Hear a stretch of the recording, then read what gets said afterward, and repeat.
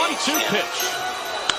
Hit toward third. Castro has it. Spins. Fires. A perfect game.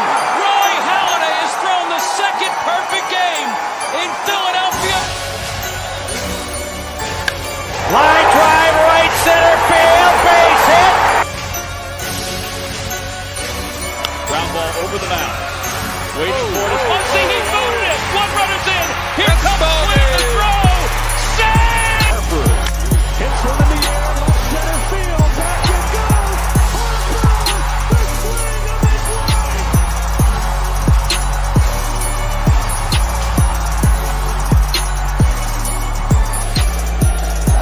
Fastball hit to left.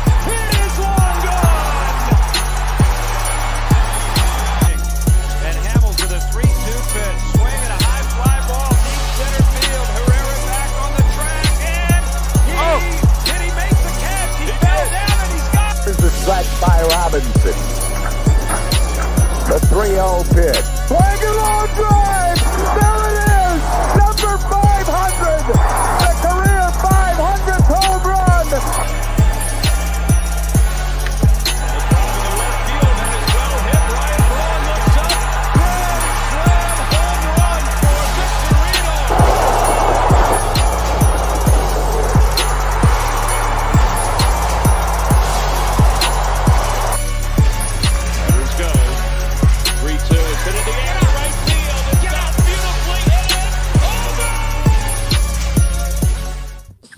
What is going on, everybody? Welcome to episode 3 now of the Bell Smashers podcast. I'm your co-host, Kylie. I'm Jen. And I'm Haley. So this week we have an eventful podcast episode. We've had some pretty big signings the last, few days? Yeah, last 48 hours, the Phillies. Okay, first off, ladies, and everybody who's watching this podcast, this team is going to be insane. Loaded. Insane. Stacked, handsome, talented. Handsome. Hottest team in baseball, some might say. Straight up. Agreed. Like there's no competition. Objectively. Except among who's the best one on the team. Like there's no other close team. None. And it's not even just the looks, it is also the talent. And one thing that I have to commend is Dombrowski.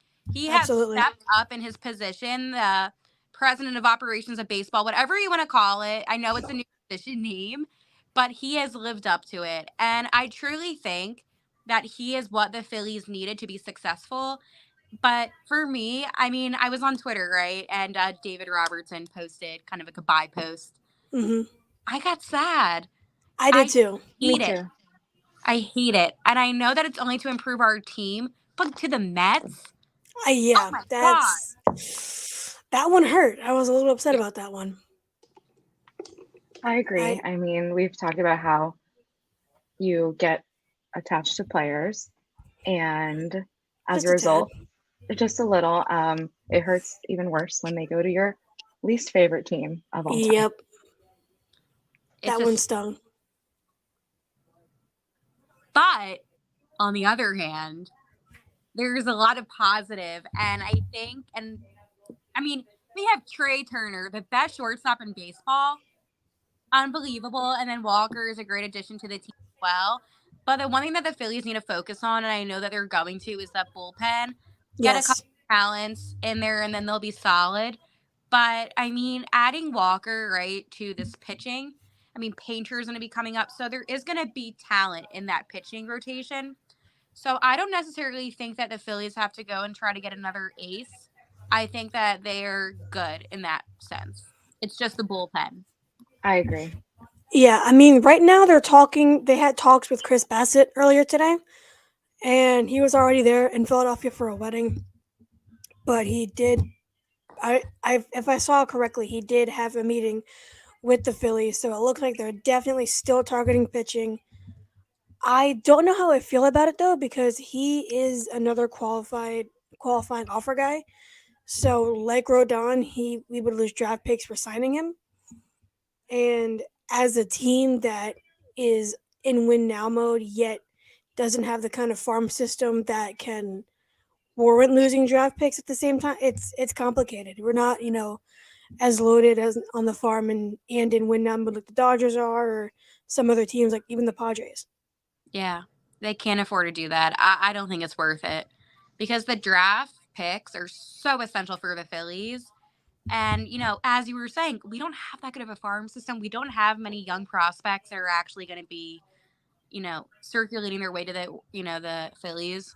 They're going to be staying in the minors. So it's a tough thing because, yeah, we're in a win now mode, but we made it so far. I mean, we made it to the freaking World Series with Exactly. having what we've had, and that wasn't even the best that the Phillies have. So is it worth it? No, but I don't know if I would be upset either. I think that I have to trust the guys. Obviously, they know what Yeah. they're doing, and they got us this far. And that's just how it is. You can't overthink it, but at the same time, logistically, if I were in that position, I would rather just have the draft picks. Me too. I mean, at the end of the day, it is a business, and that's the way that Dombrowski and the other executives are thinking about it. And they know all of the statistics and all of the money that's on the table and about all the draft picks and all of these different aspects that they have to consider. They are. So, yeah, so far we're pretty pleased with his decision making.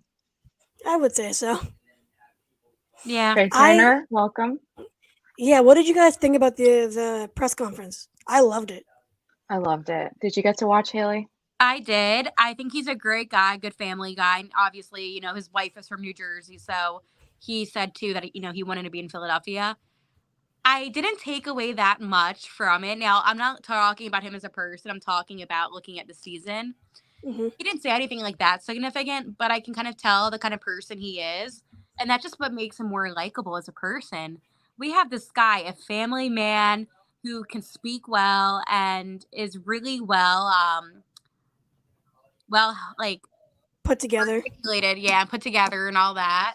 So I like him. It wasn't like the best press conference I've ever seen, but it definitely made me give him like a lot more respect than I've had for him because, you see Trey Turner, best shortstop in baseball, and you've seen him on, the Dodgers and all that he's done.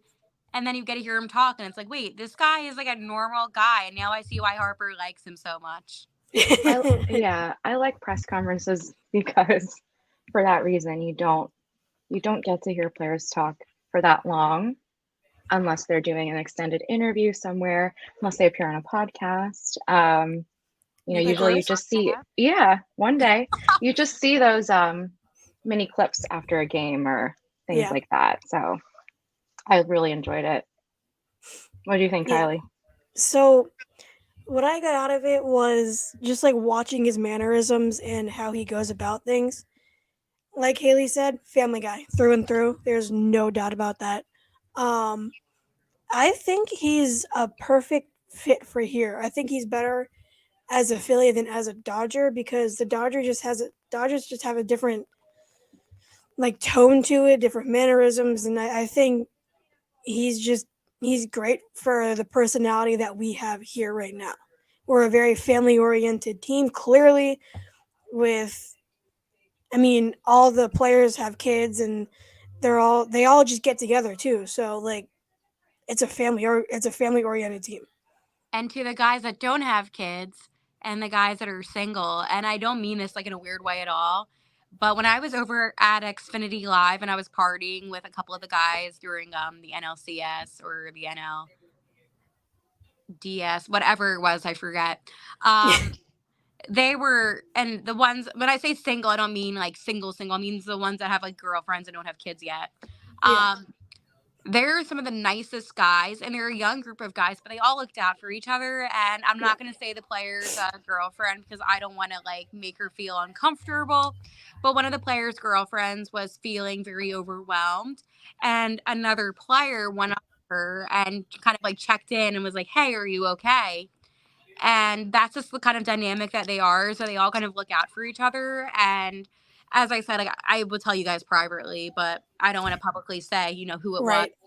But I mean, those are the kind of guys that the Phillies are. They're a classy organization. and they look out for each other. And I think that's very important because when teams have fun and they have that trust, and it's not just on the field, but it's also off the field, they're going to succeed on the field. Hmm. It's basic sports dynamic logic. So, I think he's going to fit in really well here. I do. I think Bryce Harper has a good judge of character, and if Bryce likes somebody, and this past August he even said that Trey is his favorite baseball player. So I think that this is a good decision, and it's going to be overall a good fit. Not just playing wise, but personality wise, but that does Yeah, coincide. And I think he's going to get along well with Topper too. I do. I think that him and Thompson are going to be able to have that good chemistry, and I see nothing but success.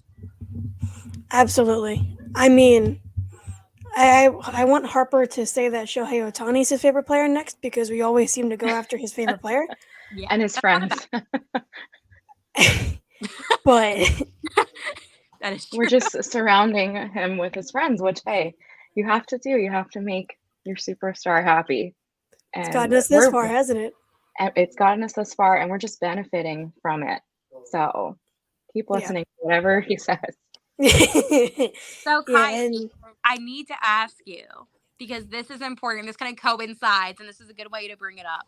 So, Bryson Stott's mom, I saw her reply to one of your tweets, and it got me thinking, Harper's from Vegas, Bryson's from Vegas. Now, how did you end up getting that connection with his mom? Because she replies to a good amount of your things. I love her, by the way. Shout out Shayna Stott. We love you.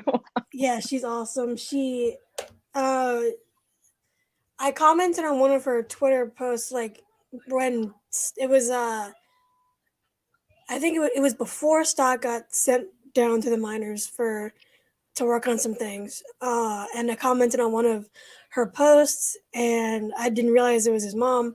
And then I commented, and then I followed her, and she followed me back. And so we have conversations a lot. And yeah, she interacts with a lot of my tweets. It's awesome. That's one She's of the cool great. things about your Twitter account is I will go on it and I'll just look at the thread and I'm like, oh my God. I'm like, look, because the people that comment on it, it's like no joke. It's no joke. Yeah. His mom's great. I love talking to her. We talk quite a bit, and throughout the season, I was talking to her, and I was like, what is the vibe in the clubhouse? I mean, we're so close, yet we just fall short a couple of times in games this season. Like, what is the vibe? And she's like, oh, they know they can do it. So she believed the whole time. Yeah. It was hard for me to believe, of course, because especially after losing, what was it, 13 to something to the Nationals? Yeah. Yeah. At the end of the season. So yeah, that happened. Yeah. So it was difficult, but we all got through it a little bit. It was difficult, but yeah, and she's awesome. I mean, now I'm like asking questions like I'm interviewing you guys, but I love it. Bring it on. So you said that you had a friend that was visiting and that your friend is a Cardinals fan. Correct. How does that work out in your friendship? Do you talk about baseball? Is it kind of just like something that you push aside? Oh, let me just tell her you asked that real quick. She asked how we work in our friendship because you're a Cardinals fan. Especially during the wild card. She said the wild card series was a little hard. Yeah. Not for you. She's a little salty, she said. Because we ended the careers of Albert and Yachty, which is the truth. Yeah. So that was, but I said, Cardinals ended the Ryan Howard, Jimmy Rollins era as well. So yeah, payback. Revenge is revenge. How you get it's how you lose it. Yeah. Again, it was hard. We didn't really talk about it for a couple of days. Of course, we were kind of texting during the first game, and then second game it becomes pretty clear the Phillies are going to win, and so then it got weird, and we just I I didn't want to be disrespectful either, and she did even say like congratulations, and we Oh, are that's like nice. we're like very best friends. So So it didn't ruin the um friendship. no, Okay. as much as, and we're both like very passionate, lifelong, diehard fans, so it was very difficult. But we got through it. We're here together today. Thank you for asking. That's It awesome. was in the back of my head this whole time. And I personally, if I've had exes, I've had friends that, have Yeah. opposing teams. And Yep. that's the reason why my ex-boyfriend and I broke up, was because he was a Rangers fan and a Cowboys fan. It was god awful. Ooh. Yeah, it didn't, not good. And it Yeah, ruined agreed. it. It really did. So when it comes to friendships, I won't talk to my friends that are opposing teams fan. Like I can't do Yeah. it. No. So it's always very interesting to me to see, because usually my teams lose. I'm a Philly girl. They always lose. Right. Always. So it's interesting to see how somebody on the losing side reacted to such an underdog team advancing as far as they did. Yeah, it was hard. She was very sad. So, and like, that's hard too, because I don't want my friend to be sad, but Of course. I'm also Now very it's a happy. situation. It was my highest high, her lowest low, and Yeah. I think it survived because it is a friendship and not a relationship. But we should talk about that, have guests on who are like opposing team, fans of teams, because I would love to Dude, I get know into Mets and Nationals fans, like, and Braves fans. I can get people. One of my good friends, he's a Mets fan, and again, friendship, not relationship, but and key distinction. key distinction, because in a friendship, it's fine if I don't talk to you for a week. It's not like we're having problems. It's just we're taking some space. If it was Which a we did. relationship, if I were to ghost like a guy that I was like in a relationship with for a week over sports, he has a right to dump me, Yeah. and that has happened multiple times, and I respect it. even if it's not my team, and this is the saddest thing about me, but for instance, there's this hockey team, Golden Knights. I don't know if you heard of them. Of course. Playing the Flyers tonight. Anyways, that's my West Coast team. I don't even like them like that. Like, I just follow them. And they lost to San Jose Sharks in the playoffs like a couple years ago in the first round. I was so upset about this team that it's not even my team. I was so upset about it. I didn't talk to my boyfriend at the time, and he texted me. He was like, "Are you okay?" And I'm like, "Don't talk to me. Like, what are you doing?" And he told me that I was too invested in sports, and I got too dramatic when teams lost. It's not that and again, we're Phillies fans, right? It's passion. Yes. These men should be so happy to have somebody that's that passionate about something in life, because one day when they decide to hey, let's get married and have a family, blah blah blah, they're gonna have the most passionate baseball mom. Because Seriously. my son will play baseball, my daughter will play softball. And it's funny. Lucky. It's funny because my boyfriend is diehard. He absolutely loves sports. He's an Orioles fan and a Ravens fan, and a LeBron fan. But that's whatever. Yeah. So thankfully, there's no rivalry in those teams. But when the Phillies lost to the Astros, when the Sixers lost to Miami, when the Eagles lost, like when my teams lose and I get really pissed off, he gets it. Thankfully. That's a healthy relationship, though. He should be able to give you that space and be there for you and to help you, because it's not easy. He gets the same way. It's not easy. When the Phillies lost that night, and I don't want to talk, but I'm gonna bring it up. I was too upset to go out. I was supposed to go out to watch the game with some people in just the whole thing, and I couldn't get out of bed. I was all fully dressed to go. I couldn't move. I was numb. I sobbed. Yeah, I'm not so I was to so admit. upset. Yeah, it's I was like the lowest low of my life. Yeah, and that's what it Seriously. means to be a passionate fan. Mhm. It's again, high highs. low lows. And that's why, to me, it's personally, it's upsetting when someone says it's just a game, because it's not. To so many of us, it's not. It's way more than that. It's not. It's not like, oh, here I go. So when Bryce Harper hit that home run to win the NLCS, I was at a bank and I was with my dad, and he lifted me up. I'm like, oh my God, like, you're lifting me up, first off. Like, sir, you've never done that my whole life. And that's how I have a new phone, and I threw my phone and it's all cracked now, but whatever. I was just one of the best moments of my life. I was crying at CBP. It's, and I was such a mess. And it was not a baseball game at that point. It really wasn't. And people can make that argument, oh, well, it's just a game. You saw an exciting play. But then the other, thing can be, there's a deeper root.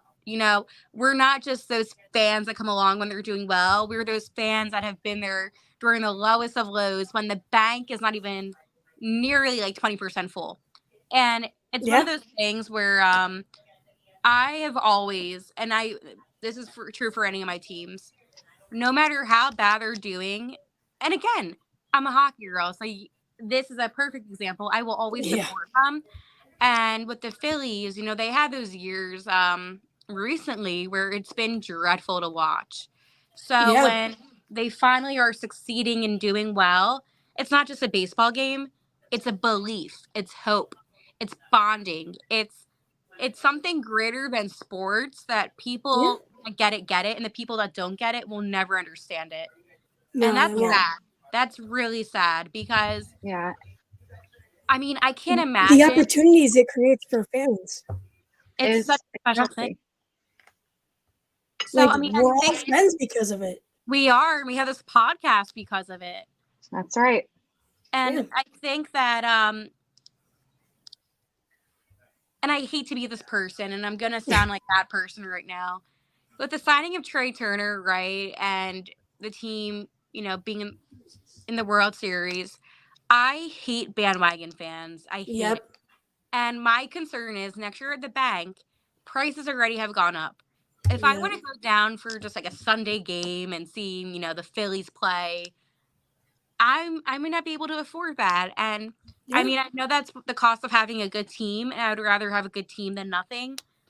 But it just sucks when there's people that don't appreciate the game. And this is a problem. It's not the Phillies, it's sports in general. Yes. How come it's so expensive to go to these games when I know that it's a business at the end of the day, but to the Philadelphian that wants to just see her team play that lives a mile away, it shouldn't cost them like a week's worth of pay. Right. I literally went to, so since I live, unfortunately, in Maryland, I go to Orioles games a lot, and it was $70 for 3 rows behind home plate. Wow. And we were on TV. Amazing. $70? $70. Wow.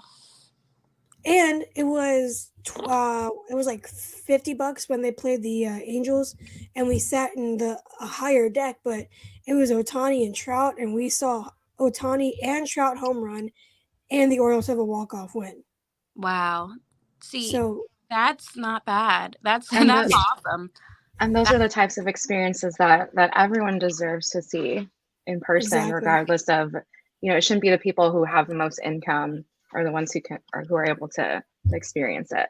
Right. Like when I went to the not the World Series game, the NLCS game, I got sent by T-Mobile because, again, like, it's a crazy story, but I posted a tweet and this guy was like, oh, like, I can send you the game. And I took my dad and we were talking, and I was like, I wanted to go to that game so badly, but I just couldn't afford it. It was the seats that I sat in I looked it up online. It was about a couple $1,000 per seat. Yeah. That is it's ridiculous. Months worth of rent for me. I can't afford that at all. And the amount of people at those games, and now I see why people act so entitled at games sometimes. Because if I'm spending that much money out of my own pocket, then I get it now. I mean, people shouldn't be jerks, but I get it. But there should be some kind of like loyalty that they can definitely track to see, like, if you've gone to games. and they should be able to offer people that have been there in like the 2016 season. You know what I'm saying? Like they should be able to do something or have different discount nights because Yeah. second markets, the way that people are selling them. I mean, I use Game Time a lot because Yeah. it's like cheap last minute. And this summer at the bank, I was able to go for like $8, and it was awesome because I'm like, I get to walk around. It's not bad. But now I'm looking at prices, and even for just like, I mean, I know opening weekend is always going to be kind of crazy, but it's like already a couple hundred for all the way up. Yeah, it's insane. Either way, I'm definitely going. On that But note, Yeah. I have to Fair. go. I have to. Yeah. oh yeah, no, I'll be there. I'm gonna complain about the prices now. Yep. Because Mhm. last year when I went, it was only like $30, and I went with a Yep. group of friends, and I'm like, oh, this is a steal. Now I'm like, all right, we're gonna see who actually cares about the fight-ins. Yeah. 250, Exactly. all or nothing. Yeah. Fans. Exactly. Yeah. Last year, yeah, I sat in. The funny thing is, we had tickets for section 328 or something, and then I have over somewhere in my house tickets to the 2008 opening day in section 328. Wow. So, or whatever whatever the same section was, it was the same section. So I think I might sit there this year. That's like destiny. That's Destiny. Yeah, definitely. They were good seats too. They were only like $40. Not bad. Like, and now they're gonna be like what, 1,000 up there? Like, Yeah, something like that. Maybe Yeah. 5,000. yeah, like, oh well, whatever gets us a ring. The Taiwan Walker signing though, I did not see that coming. I like it. I do too. Taiwan it too. Walker is, he's not gonna be a superstar, No. but he could be a guy that we put in third guy on the rotation, and then we could have a Ranger still up there after him. I mean, the way that I see it, Wheeler is still our number one. Then we have Yeah. Nola. Then we can do Walker, and then we can do Suarez. That's kind of how I'm looking at it. And then Painter. Oh yeah. Well, that's gonna be interesting when Painter comes up because he could. And I love Ranger Suarez, and it's nothing against him, but I'm not saying that he's like the weakest link. That's not what I'm saying. I just don't see him. I don't know. He was the only one to dominate the Astros in the World Series. Well, that's true. Very true. But that's also just one game. So Right. But then I can't discredit that either because right. Because the Astros demolished Nola and Wheeler twice. Oh, that was humiliating. Ranger's still a solid starter. Absolutely. And we can see how it goes. Another full year. Hopefully everyone stays healthy. We figure out this rotation. It's not a bad position. No, here's what I see it. I see it as Wheeler number 1, Nola number 2. Ranger's been the day 3 guy, so it could be a competition between Walker and Ranger. Agreed. And then after that, it's gonna be Painter, because Painter has the most likely shot at making the opening day roster. Yeah. According to Rob Thompson. And then you also have Bailey Falter. Oh, no. He's been better lately. Like, I agree, but he's been better lately. For the most part. He's like... But I do agree.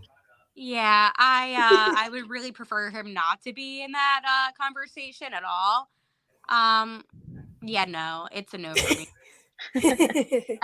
I'm like Simon Cowell. It's a no for me. But I can't get behind him. He just is so inconsistent, and in the playoffs, he caused me a lot of stress, and I saw his weaknesses. And he's somebody, I don't know if he can improve that significantly for me to have confidence in him again. Now, if we're talking like middle of the season, summer game, and he's playing, okay, fine. But I couldn't see him being in the postseason again. Yeah, no, he would definitely be like a doubleheader kind of guy, and just coming out the bullpen, that like he usually does. Yeah. Especially with Painter coming up.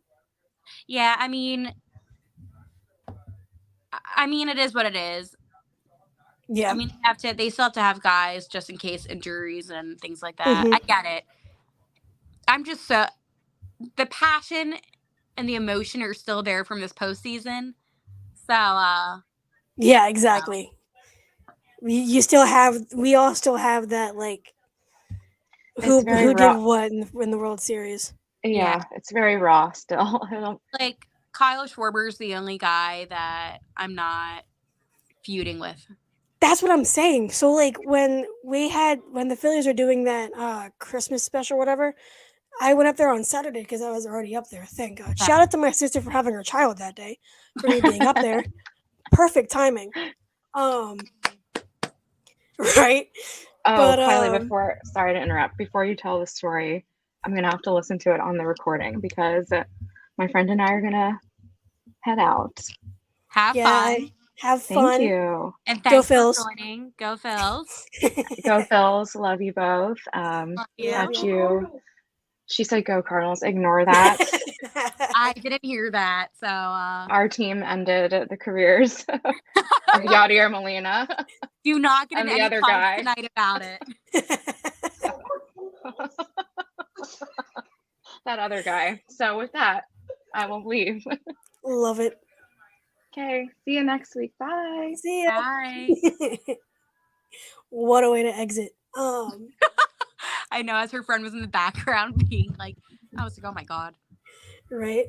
No. So during that, when they were doing the Christmas thing, Yeah. I went up there and I was like, I'm getting a World Series jersey. I'm getting a powder blue. Like, that's the thing that I came there for. Yeah. And they had already made Bowman Hoskins ones, Okay. and I was like, I love me some Bomer.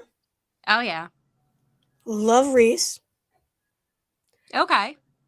but I want to get someone that made some noise in the World Series if I'm going to put that World Series patch that we lost on. So who did you end up getting? Schwarber. Okay, good choice. Yeah, That was the only option. exactly. He was the only one. Yeah. Other than that 7-1 murder that we did on them, no one else. No, they didn't deserve to Yeah. be recognized. That if you were to tell me that you got like a Reese Hoskins, Yeah, I would just be laughing because I Yeah. bet there are people that did buy a Reese Hoskins. Oh my God. Was it Yeah. on sale? No, I think that they were all on sale, but no, they were like $200, and I was like, no, no thanks. Because I love Bohm. Reese, Reese makes me upset, of course, but Yeah. gotta love Reese. Yeah, no, it's a love-hate kind of thing. Yeah, definitely. So I was like, I'm gonna get somebody that made the most noise in the playoffs in the World Right. Series. Did you see, I think the MLB Network tweeted it out about like the top 10 plays of the season, like of the year in general. And they had Bryce's homer in the NLCS is like number 7. I think they put that there because we signed Trey Turner. No, I was kidding. But I mean, that could be it. right. What was number 1? Was it that Yordan Alvarez hit? Yeah. The thing is, like, I get like the top couple being like, I get that. But like number 7 for one of the best plays in Bryce's career just seems very like fluky. That doesn't seem. Yeah. Like I wouldn't put it at 1 just because it's not what won the World Series. I get the No. Yordan Alvarez one being the one. But put it at like number 2. Yeah, 2, 3, just something. Show some respect. I mean, It sent us to the World Series. it's always going to be the team that wins the World Series that gets that number 1 for the most part. Yeah. But number 7, like it's frustrating because that play, I will watch it and it still gives me chills. Yeah, it's in the intro video for a reason. Like, Yeah, like I can't believe that even happened, and it's been like how long since? But that was one of the best, I think, plays of the season, and it got disrespected like that. yeah, we should be used to it at this point. Like, they always underrate the Philly stuff. I mean, for every Philly team. Yeah, I mean, some of the teams deserve it. Yeah, you're not wrong. Yeah,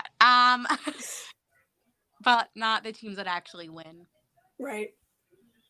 It's just I don't know. I saw that and I thought of you. I was like, I want to bring this up because I was like, the disrespect MLB Network. Yeah, seriously. I mean, I can't expect much of people that flash to Pats or Genos when talking about Philly. Like, I don't expect much of you if you do that. So, like, but still, number 7, even. You know what should have been number 7?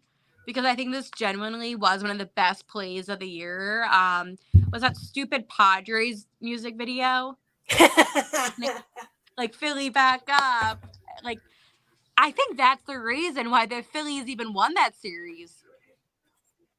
I have like a whole theory Yeah. about it. It's the dumbest video I've ever seen, and It was that's so cringy. a top 10 most cringy moments of the MLB season. I would probably say in MLB history. We should do that next week. We should come up with a list.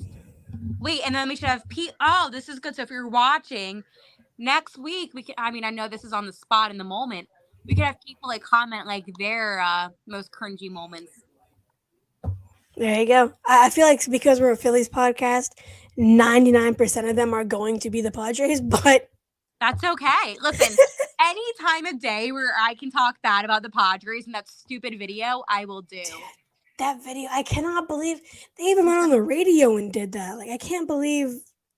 Back, Philly, back. What? And the best part about it was when he did like the cruise, like he did like the wave with his arm. He was like, cruise. Yeah, he was like, Bryce is gonna lose and Manny's gonna cruise. I'm just like. Or that one video was like, Bryce is gonna lose, and then it got to him hitting that home run. Dude, and Philly Muse has been. I love that account. He's so funny. No, they're great. Like, but.